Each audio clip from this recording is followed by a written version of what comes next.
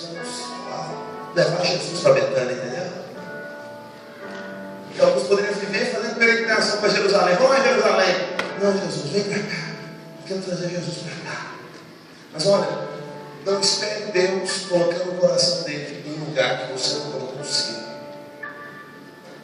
Deus não vai pôr o coração dele na sua escola, jovem, se você não pôs o seu coração lá para salvar, para clamar. Deus não vai pôr o coração dele no seu bairro, na sua região, na sua cidade, se você não pôs o seu coração lá. Você precisa ser um povo que sai andando nessas ruas. Meu Deus, eu vi poucos lugares no mundo com tanta casa. Eu vi poucos lugares no mundo tão habitacional.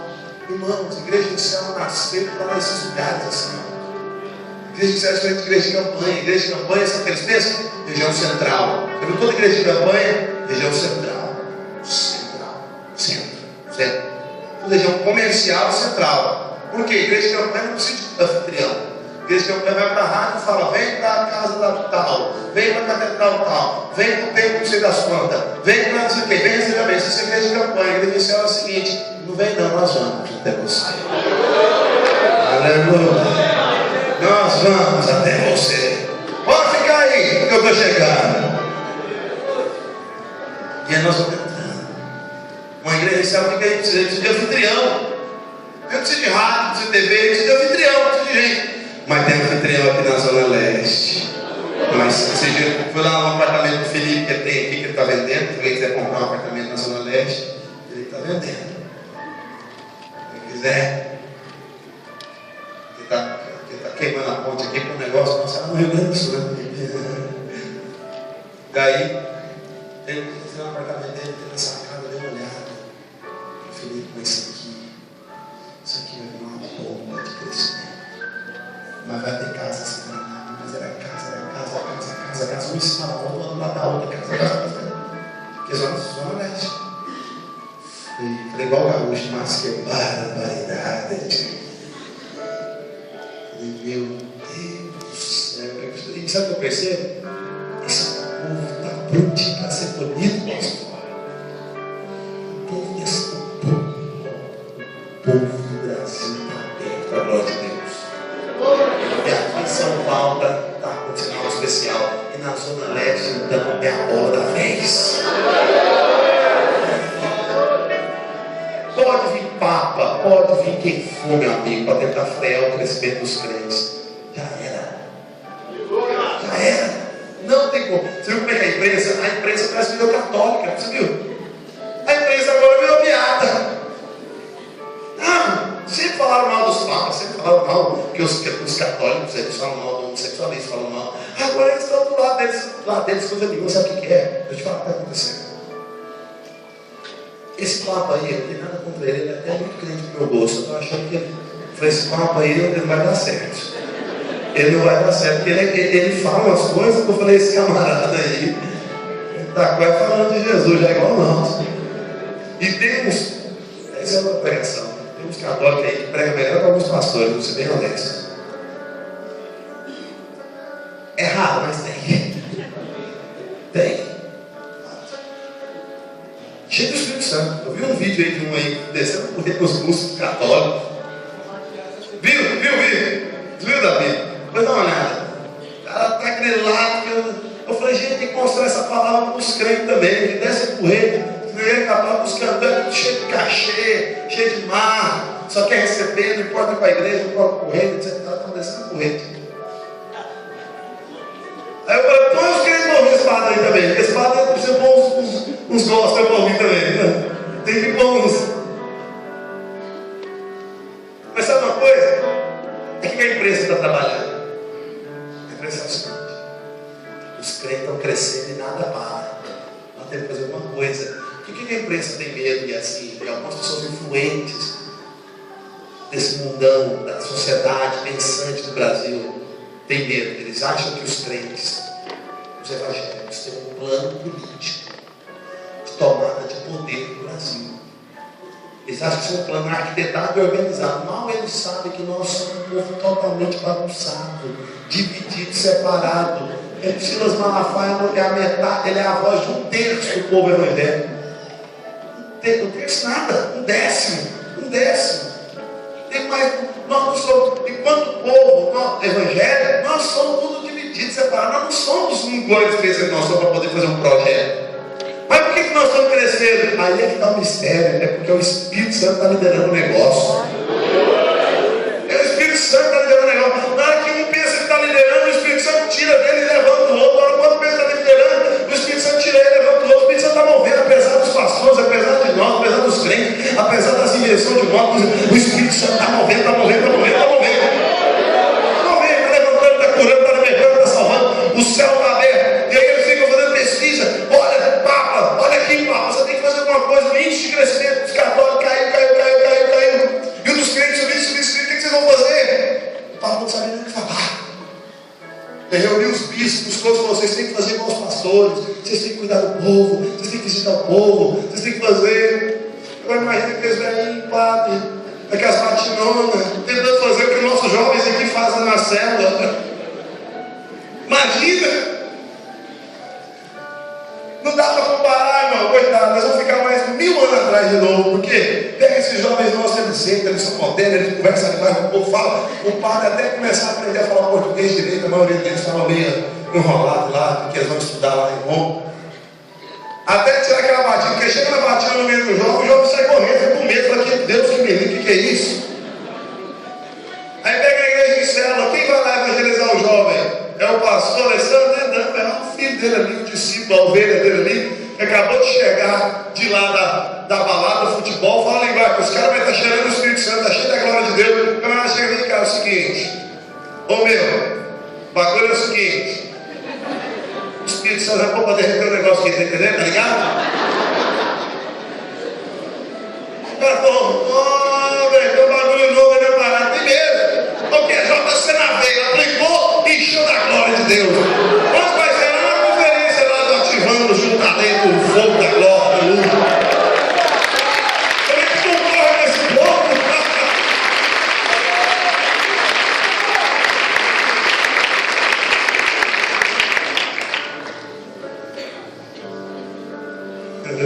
Passou contando testemunho aqui. Esse dia estava lá na casa dele, o filho dele começou a cela. Ele passou no quarto e viu o menino chorando lá no quarto. Como é que você responde desse jeito, meu irmão? Não adianta. A imprensa pode morder nos freios, pode falar o que for, pode tentar parar os homossexuais querem parar nós. Os católicos estão tentando fazer alguma coisa, não sei se eles querem parar, se eles querem aprender conosco, eu não sei o que eles querem fazer. Mas que a imprensa quer usar eles para parar, a gente quer. Só que não é nada. Já era. Quando eles acordaram tarde, meu amigo. Acabou. Para cada uma criança, um dado estatístico, sabe disso? A imprensa sabe disso. Os caras estão loucos, estão desesperados. Para cada uma criança que nasce na maternidade brasileira, nasce 4 crentes numa igreja evangélica desse país. Eu vou te falar mais. Desses 4, os 2 na igreja do céu igual a nós. Vai virar uns 3 para 4. E dependendo de nós, essa estatística vai dobrar. Ela era a estatística de 2010. E as igrejas de céu estão pondo para arrebentar. Por quê? Porque a igreja de céu não é templista, não depende de tempo. A igreja de céu não é clerical, não precisa de pastor. Como é que é? Não precisa de pastor, o que você está fazendo aí? Não precisa. Eu estou só te treinando. Mas para a igreja acontecer mesmo, precisa. A igreja não acontece aqui, aqui é só treinamento. Aqui é só treinamento. A igreja acontece lá fora. A igreja acontece durante a semana. Aqui é só o intervalo do jogo. Vestiário. Quando vem com o culto, para conferência, vestiário, concentração. Troca o uniforme, tira a lama, toma um banho, senta para a preleção do mestre, ajusta a tática e volta a semana para jogar. E para vencer, em nome de Jesus. A Casa Betânia tinha uns atletas lá poderosos. Casa de aflição. Diferente de Jerusalém. Vamos passar. Tem como passar? Congelou? Diferente de Jerusalém. Jerusalém é uma casa religiosa. Betânia é uma casa de adoração, espontânea. Jerusalém era uma casa de aparência. Betânia era uma casa de autenticidade, sinceridade.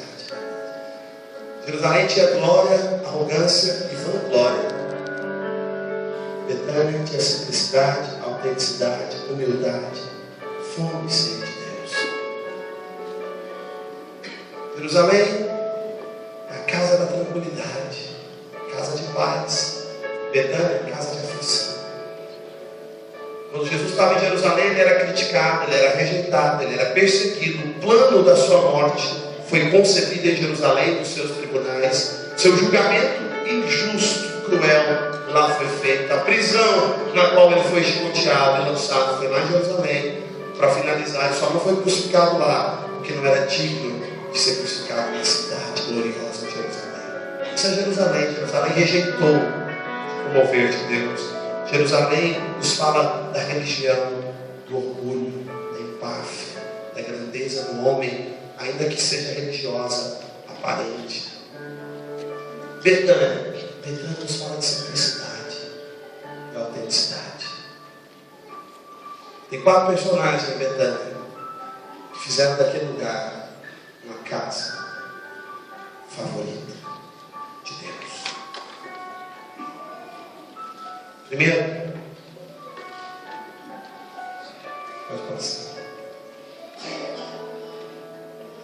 Vamos combinar um sinal aqui. Cadê o irmão? Cadê o irmão? Está mudando. Irmão, irmã? Irmã. Você está me vendo bem? Tá? Fazer assim, ó, dá para ver esse dedo aqui, ok? Na hora que eu bater ele assim, ó, você muda, ok? Dá para ver ele aqui?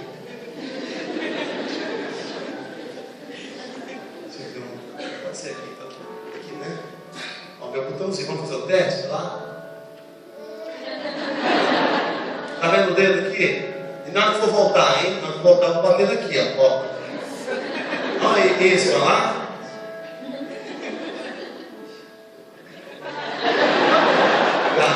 Calma, respira fundo, ela está nervosa. Calma.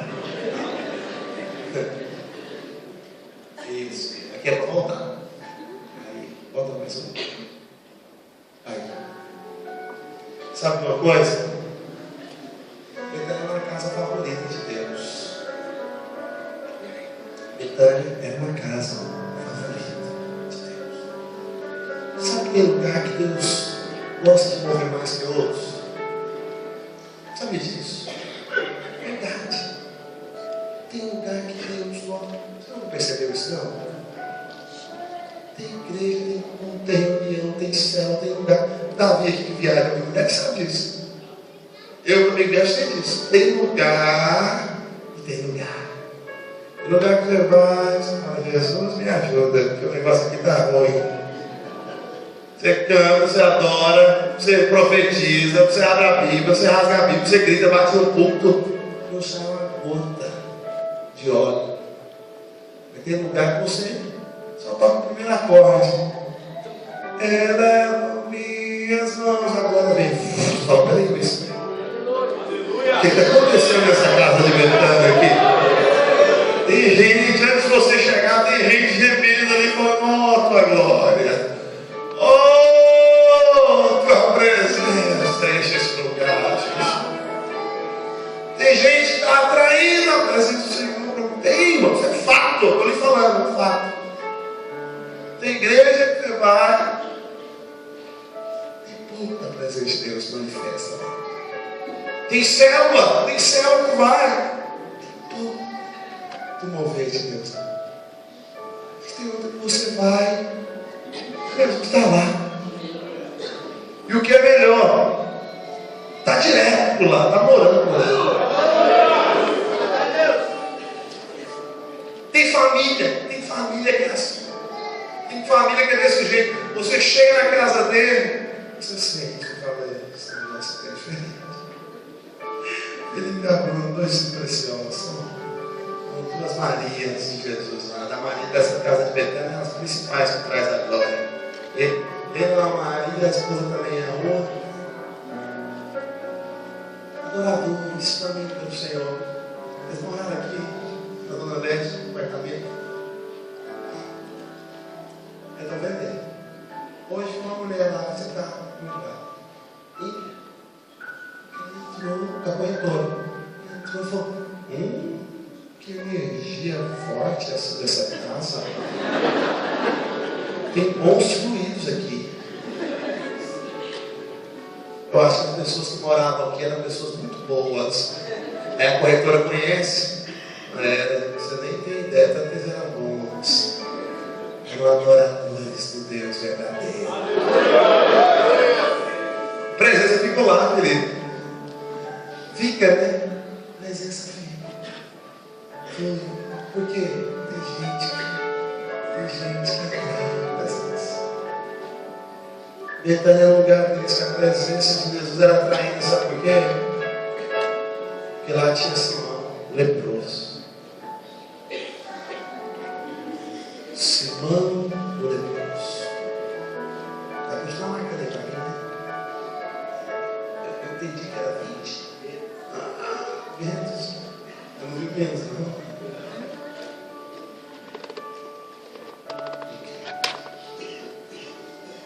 Betânia tinha Simão leproso. Deu para botar aquele vídeo lá na mesa em 3? Deu? Só um pouquinho, eu vou chamar. Não foi ainda não. Irmãos, a casa de Betânia que recebeu Jesus naquele mover lá era a casa de Simão leproso. O que é Simão leproso? Simão leproso é o seguinte: você não sabe que lá em Lucas conta a história que Jesus curou 10 leprosos. Quantos conhecem essa história? É uma história clássica. Quem conhece um pouquinho mais dos evangelhos sabe disso. Não vai dar tempo para ti lá em Lucas. Lucas 16, 13. Cadê os estudiosos da Bíblia? Me fala a referência. Não sei se é 13 ou 16. Jesus curou 10 leprosos. Aí, um deles voltou para agradecer.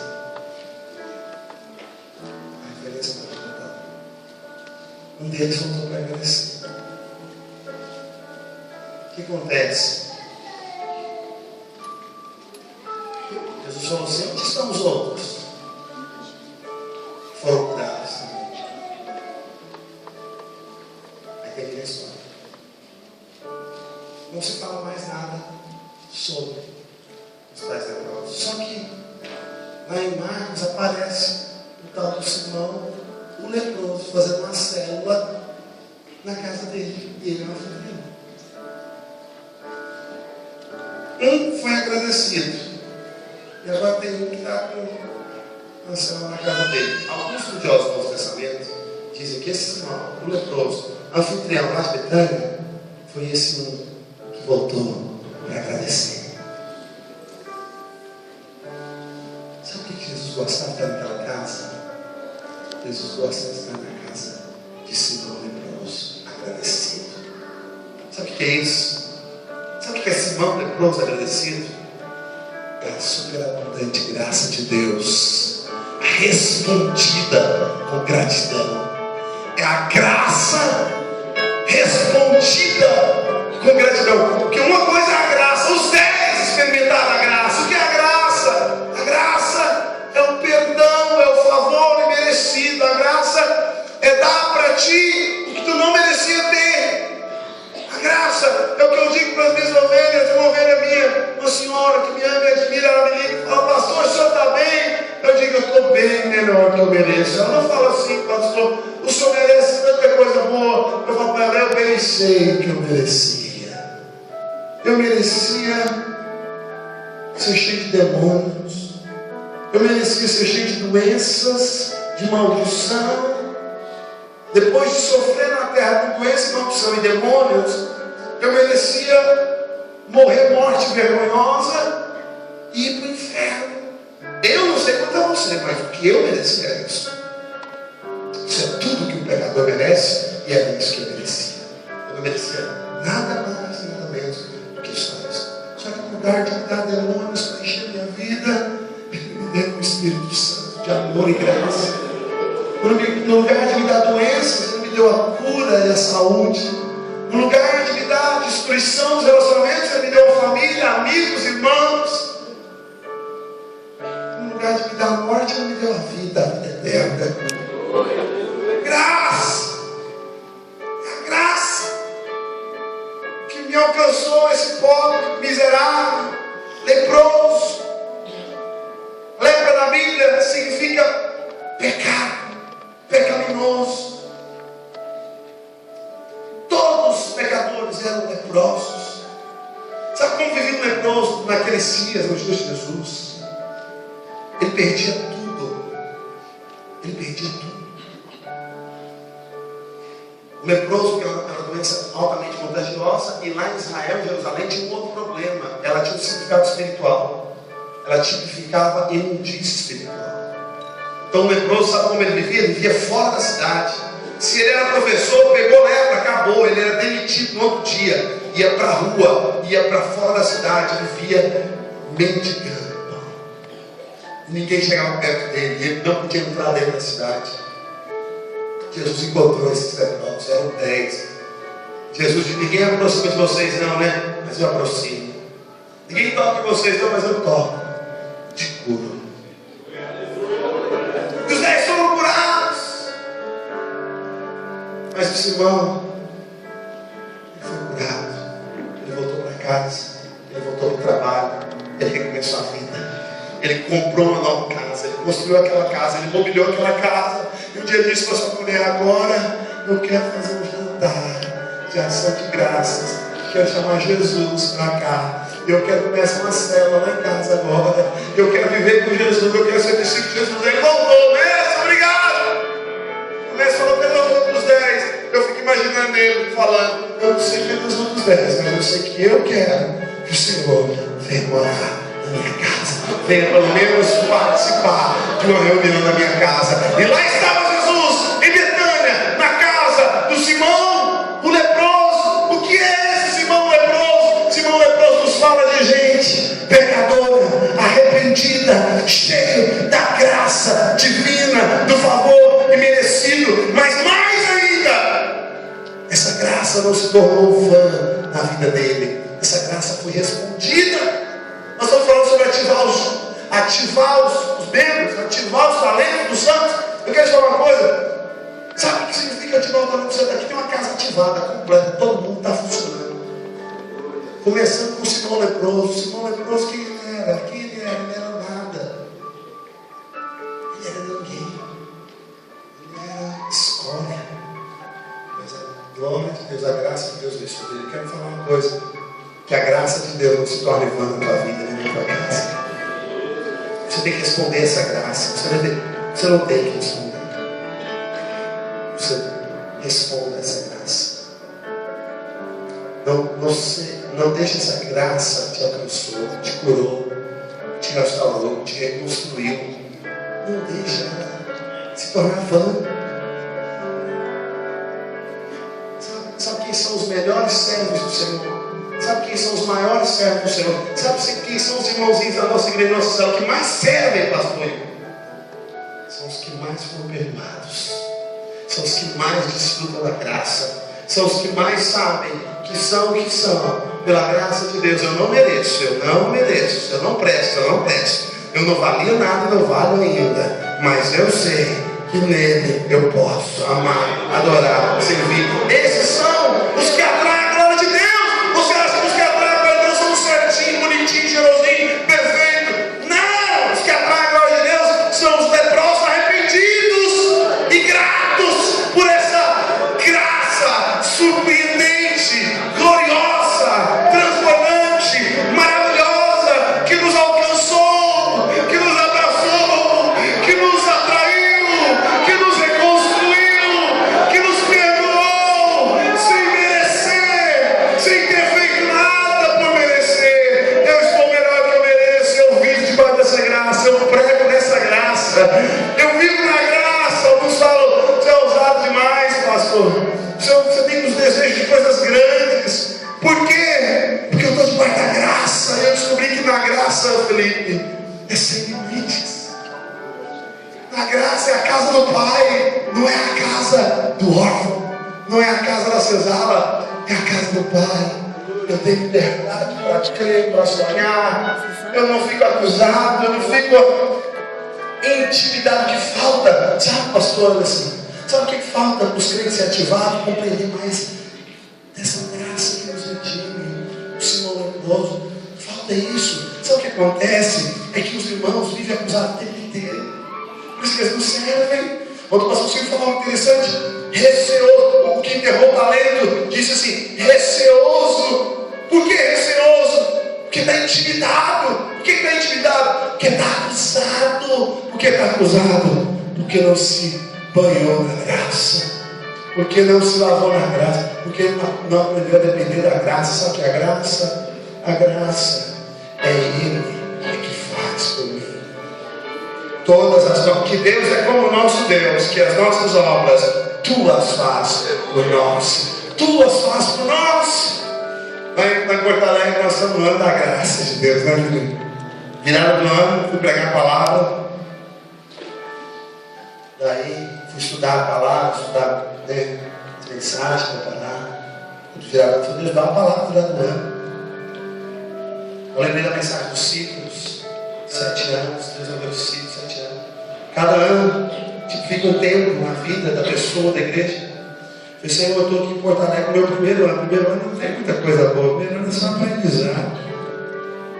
O Espírito Santo falou comigo, mas a igreja está aqui já tem 6 anos. E agora é o 7º. Eu falei, então eu fico com a igreja. Porque eu esqueço de mim. Eu fico com a igreja. Eu falei, então, a igreja está no 7º ano. O 7º ano é o ano do descanso. Descanso e graça. Todas as minhas obras, Tu as faz por nós. Cheguei na igreja e falei, esse é o ano da graça de Deus. Nós saímos de 150 irmãos. Semana passada nós éramos 382. Eu falo semana passada porque toda semana a tal da graça não para de trabalhar para nós, irmãos. Eu viajo, eu volto, na hora que eu vou contar de novo, o número já está atrasado. E vai crescendo. Sai de 152 para 380. E o povo dizia que em Porto Alegre a igreja não cresce. Eu falei, se não cresce, imagina quando crescer, meu Deus.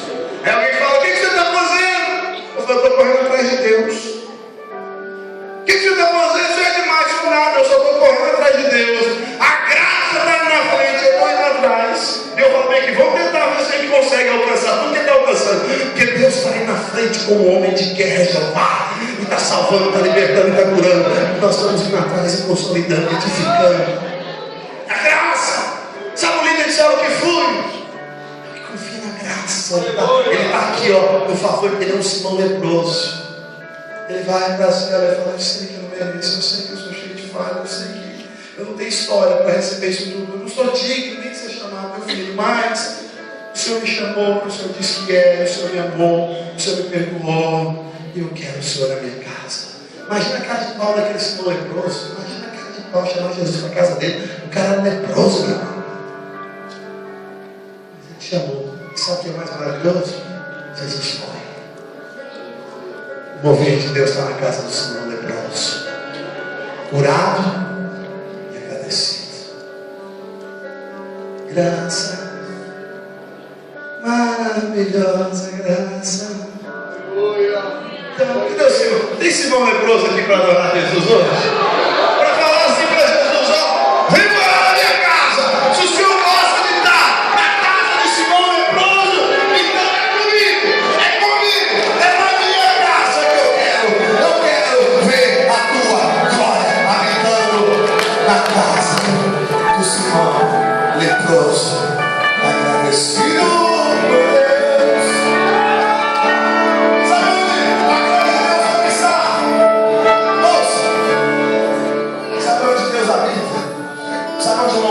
Deus sabe a casa da aflição, onde tem Simão leproso, agradecido.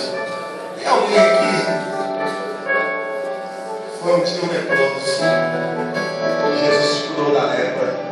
Você agradecidíssimo. A partir de hoje, minha vida é tua, Jesus. Eu quero dar contigo. Tem alguém aqui assim? Eu sou desses.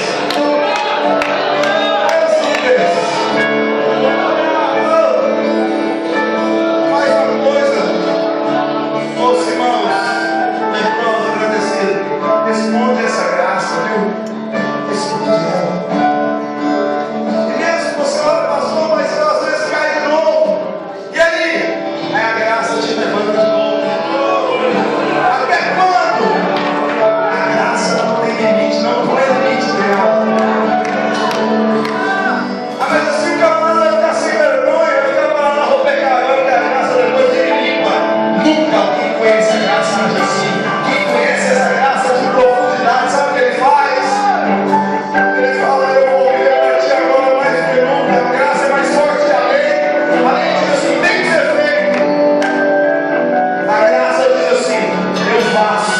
contigo. A lei diz assim, ó, não adulterarás. Se adulterar, está pecando, maldito será. A lei diz assim, a graça diz, é isso que te digo, confia em mim e não adulterarás. A graça faz a lei se tornar uma profecia. A lei diz, não roubarás. A graça diz, confia em mim e serás fiel, jamais roubarás. Cadê o sermão? Irmãos, vamos fazer nas nossas casas. Pois eu vi isso aqui, eu vi essa mensagem. A minha casa, minha esposa, Daniela, os 3 filhos da minha Samuel e João Paulo. Deus mora lá. O senhor é São Paulo, um pastorzão perfeito. Não tem defeito nenhum. A pastora Daniela é uma anja. Eu sou casado há 13 anos, eu sou apaixonado pela minha esposa 13 vezes mais hoje que eu era quando eu tinha pastor. Eu amo minha esposa, eu amo minha família. É uma família abençoada de Deus, é uma graça superabundante. Além de perguntar qual que é a chave do casamento se essa bênção que é? Falei, nós dois somos 2 pecadores arrependidos. Nós somos 2 perdoadores e 2 pecadores arrependidos. Meus filhos são cheios de falhas também, cheios de debilidades. Mas é igual aos pais, cheios de arrependimentos. Isso nunca é diante da graça. Isso acontece na graça. Vai morar lá em casa e abre o caminho para a glória de Deus. As nossas células devem ser esse lugar da graça. Então nós vamos ver cada membro se levantando para pedir isso, porque tudo que Deus precisa é de um Simão leproso, arrependido e grato. Será que alguém pode ser isso aqui? Pastor, eu não estou preparado para ser um Simão leproso arrependido. Você não tinha preparado para ser um Simão leproso arrependido? Seja um Lázaro que morreu por sonhos, morreu por projetos pessoais, morreu por si mesmo, morreu por pecado, morreu. Deus gosta de morrer em casa, não tem Lázaro que morreu. Alguém dá conta de morrer?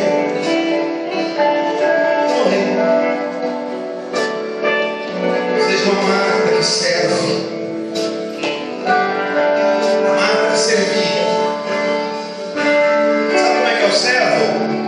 O servo não se importa consigo, se importa com o outro. O servo dá prioridade ao outro. Já viu? No Brasil tem um tipo de crente que é o crente campanheiro, que eu chamo. Eu um apelido dele, é os campanheiros. É o companheiro, não, é o companheiro do PT e os campanheiros da igreja evangélica. Os caçadores de bênção. Eles vão para a igreja. Eu vim aqui receber minha bênção, minha cura. Depois da cura, vem prosperidade. Falar melhor.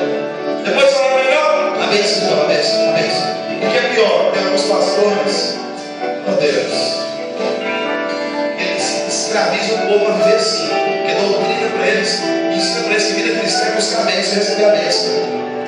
Eu quero te falar, nós da Vinha não somos igreja de campanha, não, viu? Nós somos igreja de vencedores. Vencedor não é caçador de bênção, não. Tem 3 tipos de crentes sobre a bênção. A Bíblia diz, tem uns que correm atrás da bênção. O salmista diz, Salmo 23, tem uns que a bênção corre atrás dele. Certamente, bondade e misericórdia me seguirão em minha alma e cansarão todos os dias da minha vida. Veio Abraão, sentou uma bênção.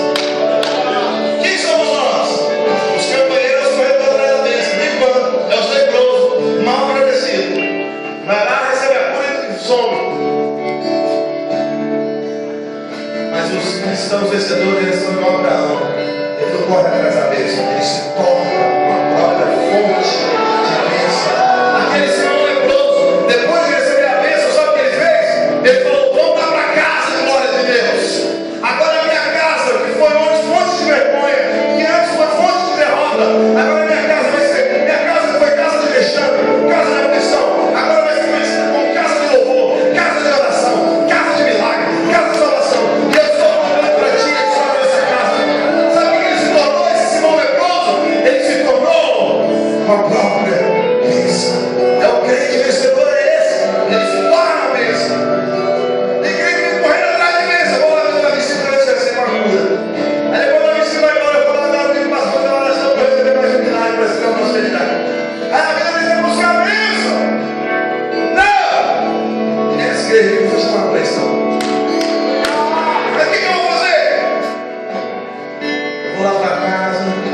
na escola, eu vou lá para a faculdade, vou lá para o trabalho, eu vou falar assim, cheguei, a bênção chegou, viu gente? Pode ficar tranquilo, a graça chegou, a glória chegou.